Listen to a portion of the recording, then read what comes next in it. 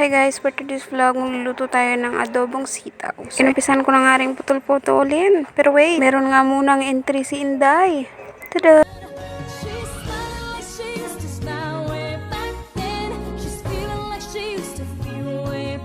Tara naman Inday, may pasayaw-sayaw pa magluluto lang naman. Hindi ko na nga napakita sa inyo na hinugasan ko pa nga yan. Ilagay na nga rin dyan ako ng suka. Antayin lang nga natin kumulo para naman mailagay na natin ang ating sarili. Uy, walang ganun. Ay na nga at kumukulo na kaya nilagay ko na nga rin ang ating sarili. Pagkatapos ko nga naglagay ng toyo ay hinalo-halo ko na muna. Dahil nga ang talap-talap, ayan, halo-haluin lang muna natin. Sige, halo lang ng halo hanggang sa mga alay tayo. Naglagay na nga rin ako dyan ng magic talap. Kasi ang talap-talap ay naapo, nagdumay na talap-talapan, tibag-bagamon, George. Ayan at halo-haluin lang natin hanggang sa maluto. Awanan, George, no halo-haluin pa lang ata hanggang na maluto. Awanan, taiba mo, natangin. Palipas ang isang taon at ito na nga ang pinakamasarap na adobong sitaw natin ay naluto na. Dahil nga tapos na, ikakain na rin muna kami. Yan lamang. Paalam!